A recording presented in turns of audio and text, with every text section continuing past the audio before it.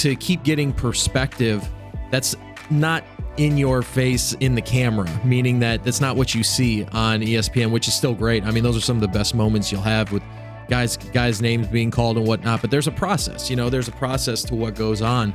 And I think being able to see it from all angles is important as a player evaluator. Welcome to the Sports Business Classroom audio experience. For the next few months, our show will be hosted by a rotating panel of industry leaders in their respective realms. Each host will bring on guests who they regard as experts in their field, so you can learn from the very best about the intricacies of the business of basketball. This episode is brought to you by the Sports Business Classroom Business of Basketball Immersive Experience in Las Vegas. Taking place July 10th through the 15th during the Las Vegas Summer League, the Business of Basketball program is an immersive training and educational experience for the basketball leaders of the future. If you dream of working in basketball and want to take your basketball experience, knowledge, and network to the next level, this program was designed for you. Majors include the league salary cap, scouting, video and analytics, and media and broadcast. This is an amazing opportunity to invest in your future and a chance for you to prove that you have what it takes to work in the business of basketball. Listeners can find out more and take advantage of early bird pricing at sportsbusinessclassroom.com. That's sportsbusinessclassroom.com. And please note that space is limited and that this program will sell out. So if you're interested in taking your basketball career to the next level, head on over to sportsbusinessclassroom.com today.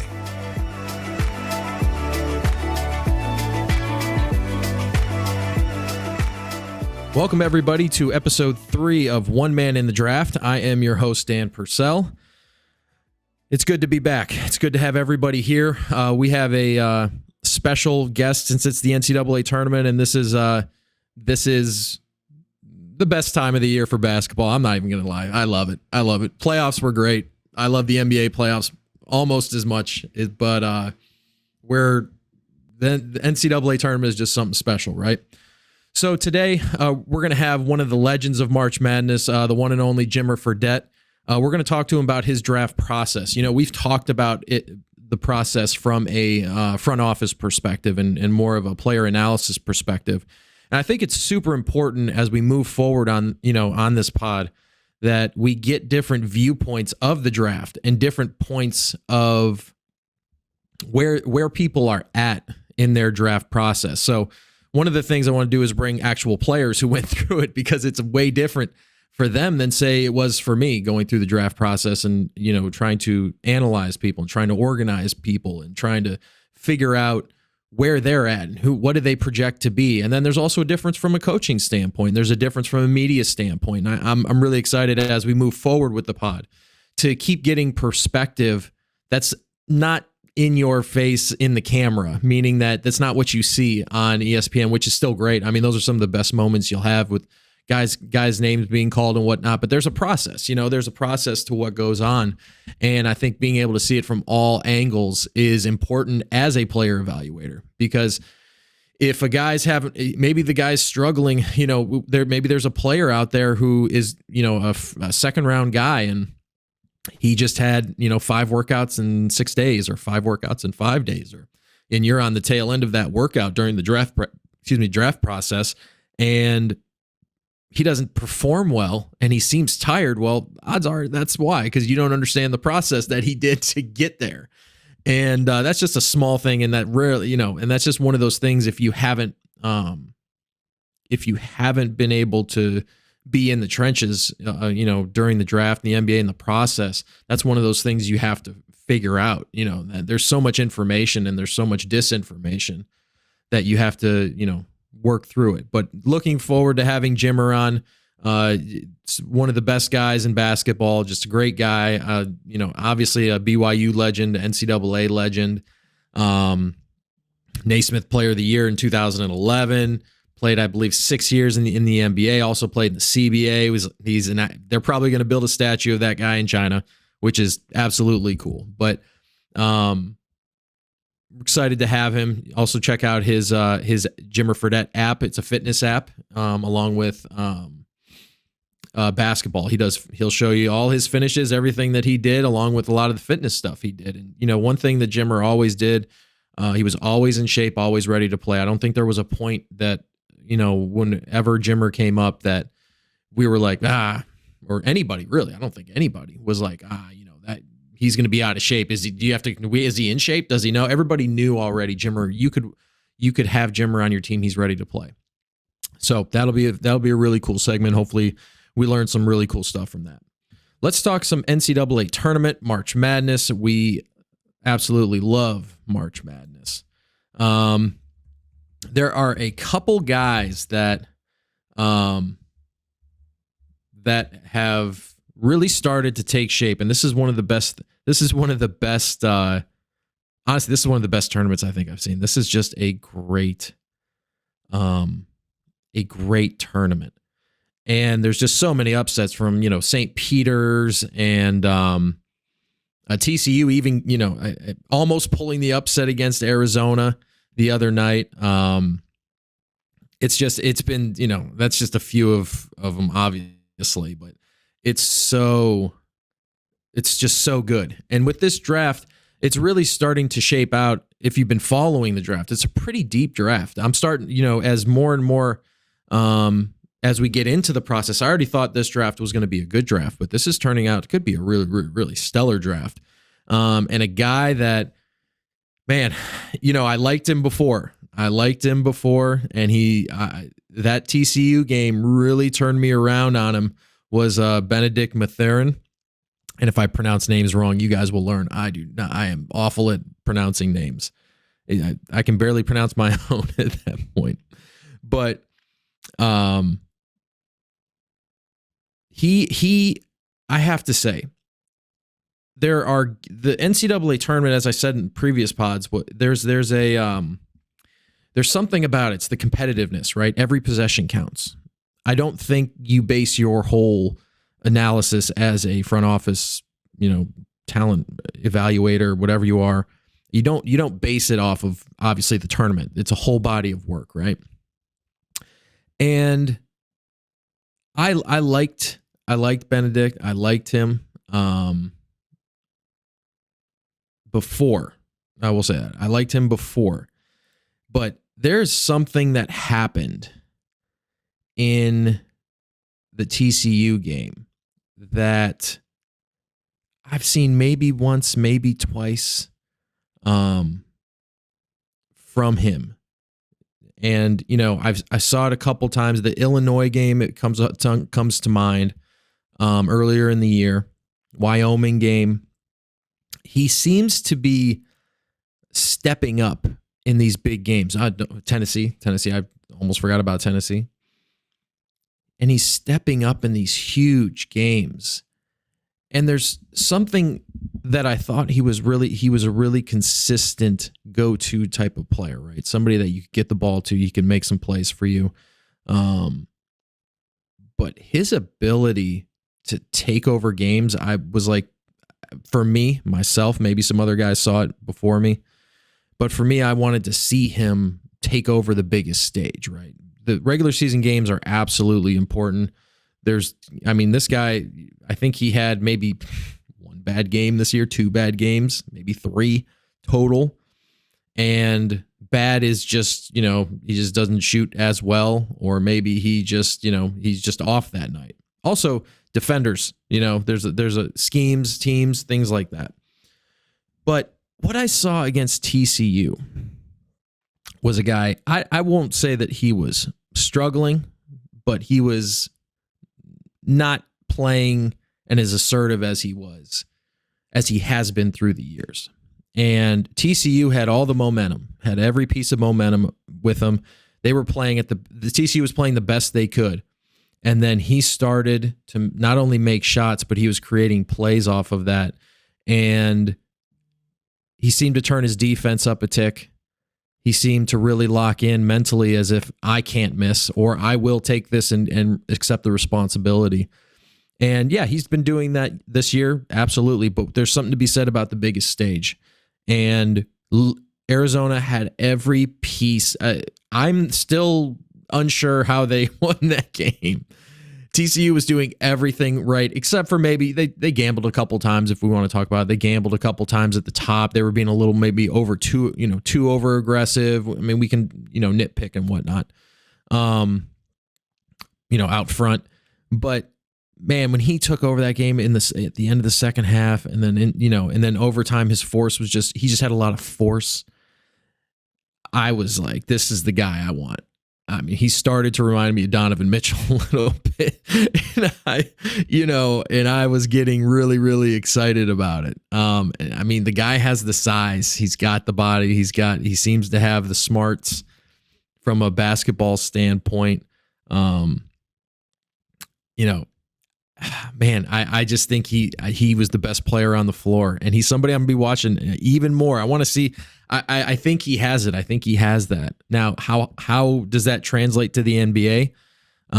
If he has that type of get to him, and he's able to turn that on in the second half and feel like, then he has a bright future in the NBA. We're talking about probably a 10-year guy, multiple All-Star. Hopefully he's definitely a core player. I don't think he's a franchise player, unfortunately. Maybe he grows into that, but as of right now, I feel like he's a core guy, but still a core guy. This guy is, and maybe I'm over the top. I mean, that's the thing about, there's still a long way to go. There's a long way to, get to him. There's a lot of places to go for him, and he could keep rising on these draft boards if he has good showings. Now, it's just a matter of, will his agent show him? Will he shut him down? We'll see. We'll see how that all goes, and we'll see how he plays out. But I know everybody likes him. At least I think they do. I've seen a lot of mock drafts where they have him 5, 6, 7, 8. I think that's a good area for him. I do think that if he has a strong showing in the tournament, I think he might go higher. I don't think he gets as high as Chet or Jaden Ivy or Paolo. I don't think he gets as close, or Jabari Smith. So that's a pretty tall task. He might be able to bump one if he has a really strong showing, but he seems to be now separating himself. He is now the first guy in the second tier of guys in the draft. So we'll see how it plays out, but I loved the way he played, and I know he's been doing that all year, but there's something about the tournament that brings it out. So I love Benedict and where he's going. The second guy I wanted to just touch on real quick, and I know it's another guy who maybe is the first overall pick, is Jaden Ivy. The burst that comes with him is unbelievable. The burst, I don't know that I've seen a burst like that. I like Dwayne Wade had that type of burst in the NBA. So there's, some people have him 1, some people have him 2. I don't think you can go wrong with him. I think he's going to have to develop his perimeter game a little more. But I'll tell you what, Jaden Ivy, that guy's got it. He's going to be that's why I'm saying this draft. I mean, Jaden Ivy would be the number 1 pick in pretty much any other draft except for maybe Zion. Maybe that's it. It's going to be very interesting to see if it's Houston, Orlando, Indiana, like whoever that is, whoever does get one, what they do. And we'll cover that more as we move forward. But 2 guys at the top of the draft that are just, I'm watching them, and it's beautiful to watch. It's beautiful to watch some of these guys play. So now that we've got a couple guys that are really standing out in the tournament. Let's review a little bit. Let's go back to our PPA player person analysis. You should be, if you are taking down these games and you're doing this at home, or maybe you're just listening to me and saying, you tell me, when you're looking at these guys that are not only, lottery picks, but guys, the money's really made to me in the second round. If you can hit on a guy or 2 in the second round, then you're doing pretty well. But start to make your notes on your player here, saying, I think he's here. And what that did for me was, so for example, we'll just use I'm making these up. Let's use Benedict as I'm going to say, I'm butchering his name, and I'm sorry, Benedict, if you're listening. Mathurin, I'm going to say Mathurin. I'm probably way wrong, and I apologize, man. But, we pull Benedict out, and we say, hey, against Tennessee, I watched him, and I thought he was the number 9. I'm making things up. He was the number 9 pick, or his range was 7 to 12, right? And now this is the third time you watched him, but every time you write down, I think he's here. And what happens is you start to see your own bias, and you start to see if you have a bias. Or if it's a super consistent number, you can say to yourself, okay, well, I really do feel like he's here because I've watched 4, 5, 6, 7, 8, 9, every game of his, whatever it is. And I feel like and every time my number, as I go back to it a month later, 30 days later, 20 days later, 15 days later, he's still falling in this category. So usually you can kind of check yourself and say, okay, this is definitely a guy I want to put in this range when I go to do my mock, my own personal mock. Now, if you have a guy who you watched him earlier in the year and you said he's a number, he's a late lottery, so he's 9 to 13, we'll call it. I'm just making things up. 9 to 13. But then you watch him again 2 weeks later and you go, you know what? Maybe he's late first, so he's 25 to 30. And then a month later you go, no, he's probably he's probably 12 to 15. And then you watch him again, and now you're at 4 times you've watched somebody, and maybe it's in the tournament, and you go, oh man, I don't know if this guy's a first rounder. Like, he may have to go back, or maybe he's a second rounder. Then that's when you go and compile your information and say, okay, what's my average at least? Like, what's my average range for this guy? And then you start to get an idea. Now you're starting to kind of self-regulate your own bias, your own emotions, and saying, okay, this is kind of where my overall feel is for him.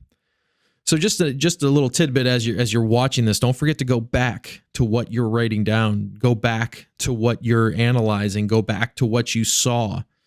And time is the greatest judge of, talent and character, right? So time will tell us if it is, but your time that you've put into it is now putting everything together for that player. Now you repeat that 60 times, 70 times, whatever that is, for all the other players. And again, it's not always going to be even. You're going to watch, if you're with a team, you're going to watch your range more than you will all the other ranges. That's just what happens after the lottery, right? So keep that in mind, and let's meet our guest. And we are here with the one and only, the NCAA legend and pro legend for that, Jimmer Fredette. How are you today, Jimmer? I'm good, Dan. How you doing, man? I'm doing great. Thanks for coming on. We appreciate it. No problem. For anybody that doesn't know, Jimmer is a legend in basketball. If you don't know, I don't know how you don't know, but we're talking 2011 Naismith Player of the Year. We're talking about 6-year NBA pro. I think 11 years overall, if I'm not mistaken, Jimmer. BYU legend, if anything. I mean, if we're going to say anything, we're going to call you a BYU legend. And we thought that for March Madness especially, you are one of the most epic stories that ever happened. But something that I think kind of gets lost in translation is a little bit from, we'll call it Jimmer Mania, and the whole NCAA tournament, the whole season that you had, especially your senior year, moving into how you prepared for the draft and what happened with the draft, because a lot of what we talk about has been from a team perspective, and I think it's really important to see someone who went through the process personally into the draft and see from that perspective how things work, if that makes sense. But I want to start with fondest memories of the tournament for you, just because we're in tournament time. I actually sent you a video because it reminded, I saw it and I just had to throw it at you a couple weeks ago because it's such an exciting time. What was that experience like for you? We'll call it the Jimmer Mania, era. What was that like for you? Yeah, it was so fun. I mean, I had such a great experience. at BYU. I just love my teammates and my coaching staff. But that senior season was incredible, to be honest with you. I mean, my life kind of changed overnight, and all of a sudden I became kind of a celebrity instead of a normal college kid. And you had to kind of, go through that whirlwind, but I wouldn't change it for the world. I mean, we had a great run, made the Sweet 16, and something BYU hadn't done for years since Danny Ainge was there. So, I mean, I can't complain. It was such a great experience, and I loved being able to go through it with BYU and all the fans and all the great people I met there. Now, that wasn't the first time that you, quote unquote, went off, we'll call it, right? That wasn't the first time. You had multiple 40-point game seasons going into the tournament. Obviously, tons of 30-point games as we went in.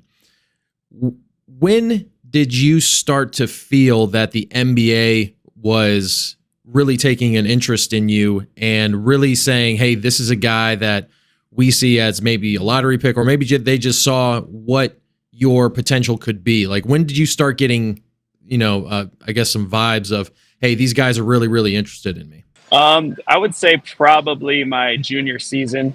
That's when it kind of really started. Now, I always thought that I was going to be there, but then once the interest actually started to come up, then that was probably about my junior season, especially after my Arizona game, my junior season, where we went into the McHale Center and we were able to win that game and I had a big game.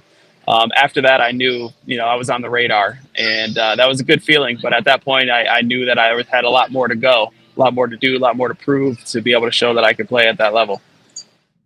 Yeah. And was there a point in that process, we'll call it from junior year till the end of your senior year, where you started to not feel pressure, but you felt that the NBA was, the process was really starting with you? Yeah. I mean, I would say that junior year, like right at the end of the junior year, because I had an opportunity to work out for some teams that junior year. And it was an interesting situation because you could only go and work out for about a week or 10 days actually at the, at that point. They didn't give you a whole lot of time. So I went and worked out with a few teams and, got some really great feedback. And decided to come back for my senior year, but that's when it kind of started. You work out for teams your junior year, and you decide to go back. And what was the feedback that you got going and working out for teams after your junior year? What was that feedback like? The feedback it was good. It was positive. I had some pretty good workouts. And, at that point, they told me I was probably going to be a late first-round pick or early second-round pick. For me, I just felt like I had more to prove. We had a really, really good team that I knew we were going to have at BYU the next season. So that was a big part of why I decided to come back, because I knew that we could be a top 10 team for the whole season. And that's going to get, a lot of national notoriety and we could make some noise in the tournament. I think I could have, raised my stock as a player and as our team. So, that was a big part of it, of why I decided to come back and play. But I got some really good feedback, and it was a great experience. Yeah, and that feedback is kind of what I wanted to touch on. Something that from a team standpoint that we always looked at was the interviews were so important. Guys coming in were great, the workouts were good, but it was that interview process, And something that always interested me was when, as a player, when you hear that feedback of, hey, if you go back and you dominate, or you do this, or you do A, B, C, you can probably, we're going to be more interested in you after you do show us some more of that.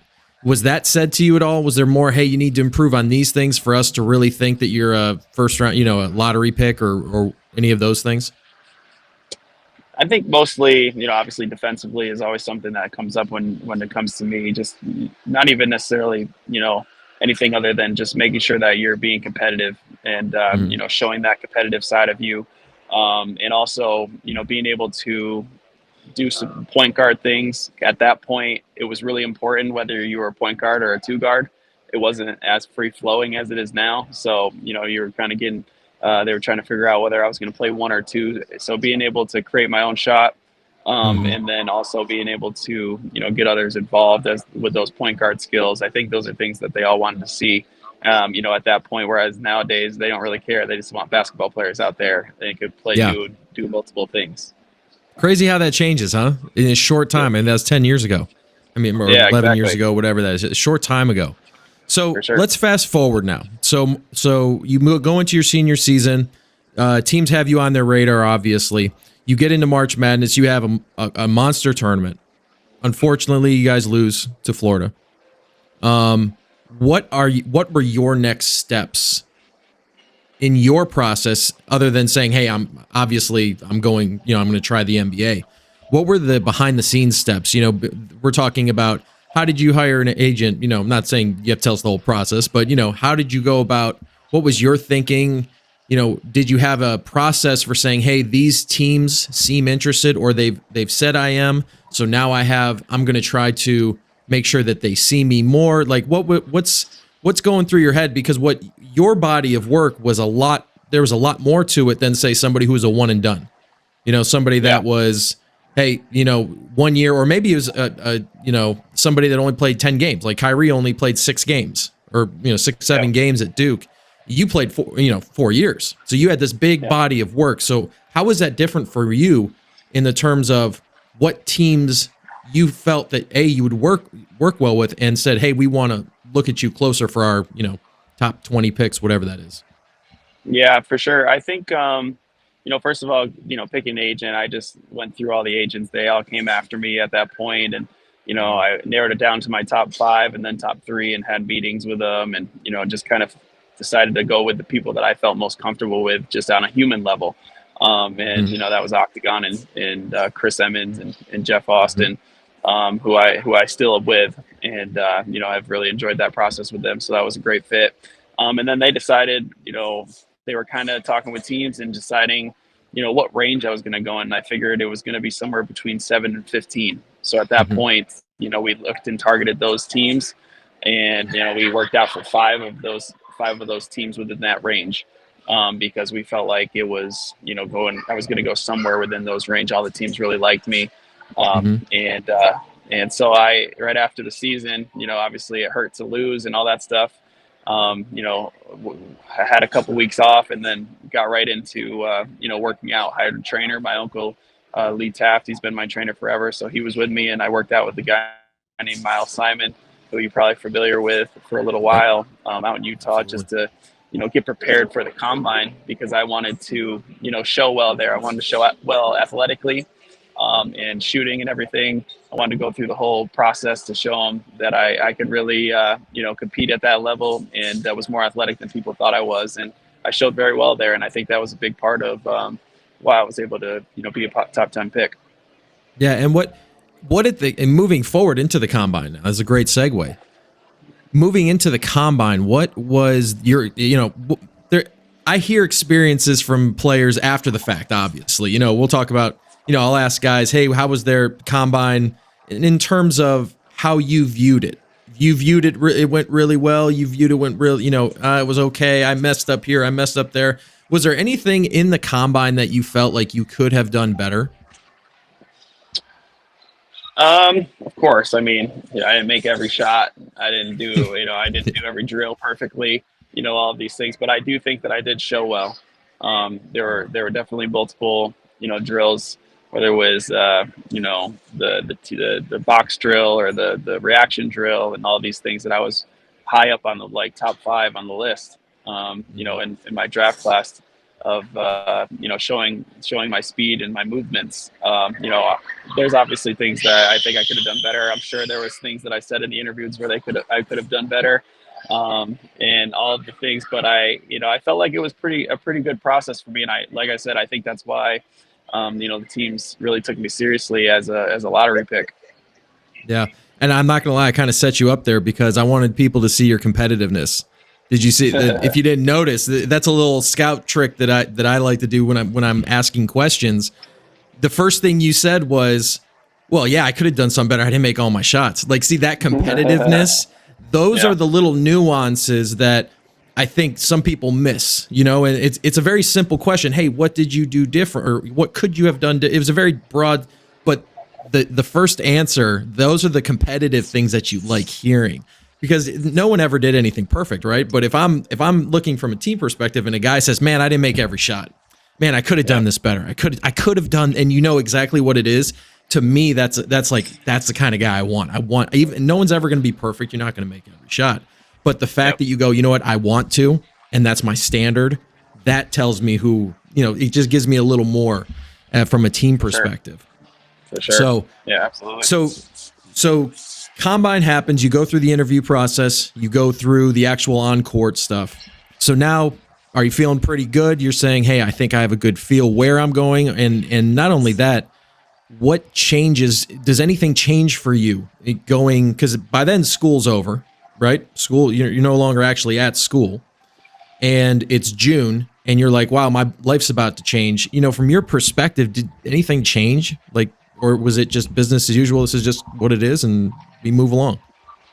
Yeah, at that point, it was still business as usual. I was still working out.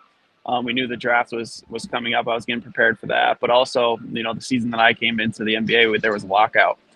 So I actually wasn't able to go to any of the after the workouts. I couldn't go to any of the cities to work out at facilities or anything like that. It was all the way until November that I was able to first get into the Sacramento Kings practice facility, and then there was about a week ramp up, and then we were into the season. So we didn't have summer league, we didn't have any of that stuff. Yeah, it was December. So it's a little bit different. Yeah. It was a little bit different from my experience. Coming into the NBA than probably a normal experience in everybody in that 2011 draft class. Right, and that's why I asked, because you're going into the draft and you're saying, okay, I'm going to get drafted. I believe you got drafted by Milwaukee first, right? Milwaukee had the pick, am I right? And then they traded it to Sacramento. You were part of that John Salmons trade that went down. So did you already know that was happening, or was it something? I can't remember draft night myself, but for you, did you know, or was it? Yeah, I knew about 5 minutes before that I was going to get drafted by Milwaukee, but they had already traded it to the Kings. So I knew that I was going to be on the Kings, but I had to put on the Milwaukee hat, go up there, and then wait for the trade to go through. So I sat in the back of the Prudential Center for about 4 hours waiting for that thing to go through, and then I had to do my media. I didn't get out of the arena until like 1 a.m. Missed all my parties and everything that I was going to do, and it was not fun sitting back there. Yeah.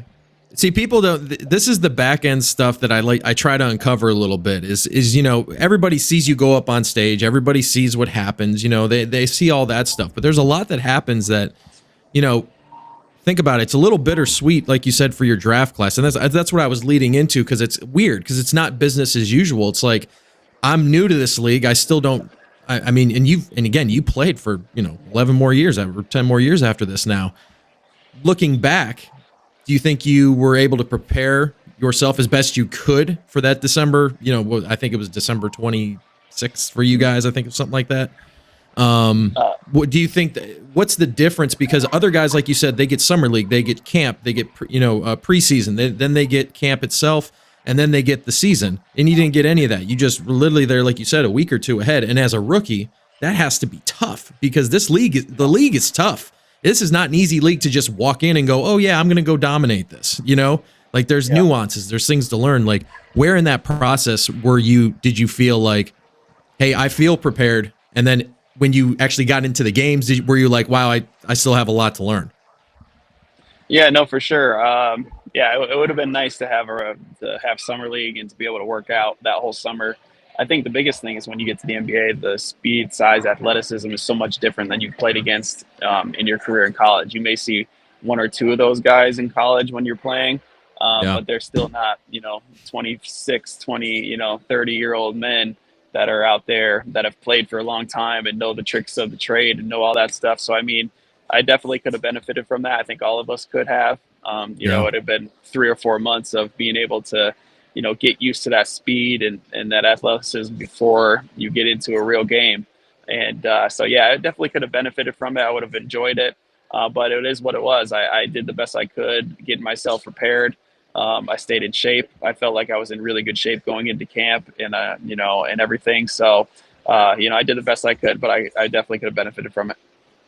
Yeah, and it's I've always said, and if I remember correctly, you guys were super young, Sacramento. I think you guys were super young that year, right? Very, very young. Yes, Yeah. absolutely. There was like, if I remember correctly, I think your average age was 24 and a half, 25, somewhere in there. So that's what I'm saying. It's like a double. What's that? Yeah, I said it wouldn't surprise me if it was that. Yep. Yeah, and so that's a double win. That's what I was trying to say. There's not a lot of vets that are saying, "Hey, you can do this, you can do that." And it's a tough situation for anybody, especially a young team, to have to come into that stage. And that kind of segues into our last part here, Jim. You're talking about staying in shape, right? You're talking about you kept yourself in really good shape, and that's one thing. When we worked together in New Orleans, like before we had, decided that, hey, we want to have Jim around the team and whatnot.